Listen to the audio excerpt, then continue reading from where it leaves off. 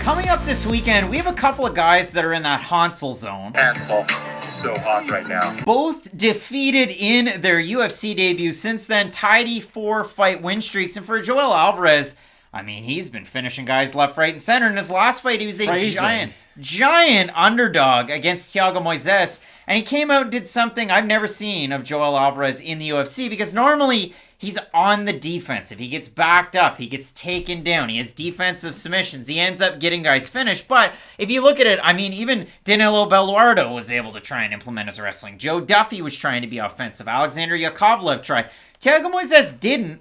Because in that fight, Joel Alvarez, I know we talked about it pre-fight, like you go over to his Instagram and he's wearing boxing gloves and he's training and striking, but sometimes that's either to a huge benefit or a giant detriment. And for a guy like Joel Alvarez, who has so many submission wins, it was a little bit of a mind pretzel when I went and looked at that. And then you go look at his last fight out. He's throwing knees up the middle. He's throwing teep kicks from distance. And when it comes into the clinch, he's throwing short elbows and knocking Thiago Moises down and dirty. And then after it, he said, "Thank you, pal." It was cute. Tender moment in the cage. Rest easy, sweet prince. So for Joel Alvarez, amazing performances. But I have this to say. In his last two fights, as good as they were, you look at it against Yakovlev and Thiago Moises, he weighed in at 157.5 against Yakovlev and 159.5. Hey, Yoel. Do you think he's a member of the Thick Boy Bike Club? Shut the front door. I don't care about that. I do care. But he's a thick boy because he missed weight, Craig. Come on. Reference that stuff. I think that he needs to make the weight. That's ultimately a big point because he had a giant launch pad in his last fight against Thiago Moises. I mean, think about it. Joel Alvarez was able to finish Moises in the first round. You're fourth ranked UFC lightweight right now? Islam Makhachev couldn't get a finish over Thiago Moises and had a 5-round decision against him. He armbarred him. He beat him in the 4th round. He looked really good. Sorry, it was later on. Alvarez was able to get it done earlier on. My point being, Joel Alvarez had a great opportunity in that one. For Arman Tsarukyan, he had a great opportunity in his UFC debut, and he had a competitive fight against your 4th-ranked lightweight, Islam Makhachev. And since then, if you look at it for Tsarukyan, 3 straight decision wins over Olivier Aubin-Mercier, Davi Ramos, Matt Frivola, and then his finish his last time out against Christos Giagos. You definitely love the way that Arman Tsarukyan's trending at this point, because I feel like Tsarukyan coming into the UFC, everybody was very high on him. It was an opportunity where you lose the fight, you don't lose a whole lot of stock. Just like David Onama when he fought Mason Jones, to David Onama finishing Gabriel Benitez last weekend. Whereas for Joel Alvarez, man, he had a pumped record, a padded record coming into the UFC. He loses to Damir Ismagulov, who, don't get me wrong, Damir's a great fighter. And you watch that fight, Damir's all over him. It wasn't even close. Joel had no opportunity at any level of that fight. But since then, he's been finishing steadily increasing competition all the way up to Thiago Moises, who, I don't know if it was an off night for Moises, but I got to give Alvarez his flowers. His striking was so improved. His offensive game was so improved. I have a comparison that I'll give a little bit later on, but what do you think about this one? I think this is a phenomenal fight, and it's really interesting, too, because like you said, 2 very high-level prospects, 2 guys who... We get a lot of these, like, 2 people making their UFC debut. One's probably going to have a good career. One might only be a one and done. No matter who wins or loses this fight, they're still going to be around in the UFC. That's how high level these guys are. But like you said, Alvarez has improved his striking quite a bit, even in a short time in the UFC. And that's the really important thing, like you said. Padded record coming in, so you didn't really know what you were going to get. But I became a believer in the Joe Duffy fight. And I know Joe Duffy, he's a little up, he's a little bit down. But you know what you're going to get with Duffy. Really good jiu-jitsu and a really good boxing base, too. Alvarez is able to really frustrate him on the feet. And defensive submissions for the longest time were Joel Alvarez's bread and butter. He would... maybe not always hurt guys in the feet, but frustrate them enough so that they would become wrestlers, and then he would submit them with his great jiu-jitsu. I don't think he's going to be able to submit Arman Tsarukyan, though. And I know I've had these kind of maybe red flags or hot takes where, André Muniz won't submit Jacare Souza, and of course it happens. But I look at the grappling of Arman Tsarukyan, and he's just so technically sound. He's not a guy who leaves his head in bad positions. He's someone who will chain together multiple takedown attempts, trying to get the perfect entry, and then he will execute on that. I think that's going to help him avoid a lot of the big submission attempts, or at least the big actions of Joel Alvarez that might help him finish the fight. Because this is how I look at this fight.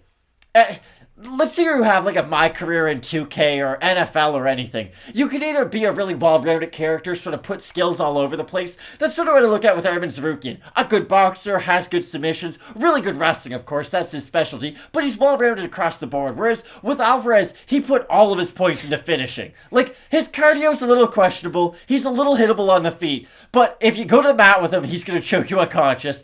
And if he can start going downhill with his combinations, he's very dangerous in the feet. But I guess this is where I'll hand it back off to you. With Joel Alvarez and his striking, to me, it's very feast or famine. Do you think he will have a lot of success in this fight on the feet with Tsarukyan? Or do you think he's almost going to have to dry out the takedown attempts of Armen to make this more of a grappling match? This is the one where somebody's listening on an airplane, they're going to get mad, they're going to hammer their car seat, they're going to say, oh, you guys, don't go off on a tangent like that. Just hear me out.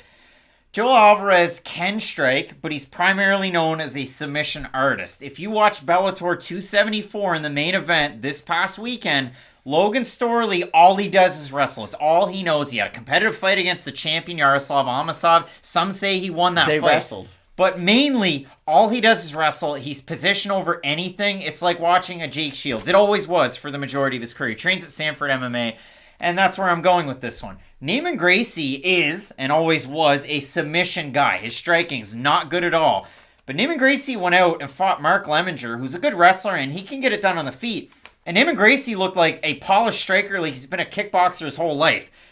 Is that Joel Alvarez? Is that what we got against Thiago Moises? Because I've never seen Joel Alvarez that offensive and not good with his striking, to the fact where he kept landing. Moises goes down. His forehead's completely cut open. Like bad. So I look at that performance out of Neiman Gracie against Lemminger, Joel Alvarez against Moises, and then I look at Gracie against Storley. They went out there and struck for 5 rounds, and Logan Storley looked like a world-class boxer, and Neiman Gracie looked like he had never struck in his life again. So it really was a tale of 2 different fights, and Logan Storley's not known as this thunderous boxer. He looked amazing in that fight. The Robbie Lawler corner, the Sanford MMA guy. So I'm eager to see what Joel Alvarez looks like coming out of a camp. He's still over in Spain. Arman Tsarukyan kind of training all over the place. Looks like this camp was in Russia. You see it in the graphic there. Obviously, he was born in Georgia, grew up in Armenia. He spends time in Russia, so it is interesting that way. But when I do look at this fight, that is the thing. I mean, is Joel Alvarez going to have his kiss him on the forehead moment or kiss him on top of the head moment once more? Arman Tsarukyan, obviously, with the wrestling, with everything he can bring together, the pitter-patter in and out, that is what makes it interesting. But, Matt, I look at the odds, and what I could find, best fight odds was weird. There's nothing on Tapology. I did find an average in future fights on best fight odds. Tsarukyan opened to minus 175. He's a minus 313 right now. Alvarez opened a plus 150. He's a plus 243. If we have a look at the Tapology votes, Matt, I know, again, people are down on Alvarez based on the weight, but high on the performances. But everybody's been high on Arman Tsarukyan for a long time. I'm going to say over under 77.5% Tsarukyan. I think they'll be under. I think they'll be closer to 50. They are closer. 706 total votes, 62% Tsarukyan, 79% by decision for the 38% that have Alvarez, 59% by knockout. So, Matt, we talked up both of these guys. We talked up their games, their camps, their averages, like what we've seen so far. What's the final pick here for you? If someone's going to win by finish, it's going to be Joel Alvarez. And that's not a hot take, of course. Like, look at his record. He only wins by stoppage, which is incredible. Like, that's something he should be commended for. But Armen is the much steadier fighter. And later on in the fight, I know exactly what I'm going to get from Tsarukyan. He's still going to be able to shoot a lot of takedowns. And his striking has been improved. This is the comp I was going to say. Arman Tsarukyan is like Corey Anderson with a way better PR team around him. He was a boring fighter who did use a lot of his wrestling. Let's just call it what it is. But in his last fight, similar to Anderson against Johnny Walker, he went out there and destroyed Christos Giagos, who was a step up in competition. In the first round. In the first round, it looked really good. But I will admit, that could be another situation of, you looked really good in your last fight in your striking, but we haven't really seen it be sustainable throughout your career. That's why I do think this fight on the feet will be very interesting, because we know how good Alvarez is on the mat. We know how good Tsarukyan is on the mat. It's the striking where the question marks really do lie. But for me, I think I'm going to pick Arman Tsarukyan in this one. I think he's the more steady guy with his wrestling. And if he is able to tire out Joel Alvarez, avoid some of the submission ability of Alvarez, and make Alvarez feel his overall physicality, I think Tsarukyan can win a decision. When I look at implied probabilities, you go past the minus 250, minus 275, you're up around minus 300. We're talking about an 80% chance that Arman Tsarukyan wins. And for me, I don't necessarily see that. So for that reason, I like Joel Alvarez. I love the shots to the body that he does employ, and I absolutely love the calf kick that he has. Now, Tsarukyan can switch stances, can mix in the wrestling, but I think at a certain point, you're starting to mix in the wrestling. Obviously, with Alvarez, it is something that you want to try and avoid. We've seen wrestlers have success against Brazilian Jiu-Jitsu artists, but I do like Joel Alvarez, and yes, do I think it's a little bit of a case study, that one fight that he had against Thiago Moises? Sure, 100%. He did have success, like you said, against Joe Duffy, but I do like the striking of Alvarez in this fight, just as long as he makes the damn weight on Friday, so we'll be eager to see that one and how it plays in on question mark kicks, but split on the pick on this one. I just don't put a lot of stock into implied win probability, that's all. Like, Tsarukyan is the favorite that he is, and that's fine. I just think it comes down to his wrestling more than anything. I'm going with the underdog in this one. Out of Spain, Joel Alvarez to get the win. Matt going with Arman Tsarukyan. Let us know down below in the comments section who you have in this battle of rising lightweight prospects. And hey, I mean, you know, a guy's had 21 fights and the other guy's had 19. Hard to call him a prospect, but they're exciting guys to watch nonetheless. Keep it locked in with Fight Night Picks, as we always say. Let's get into it.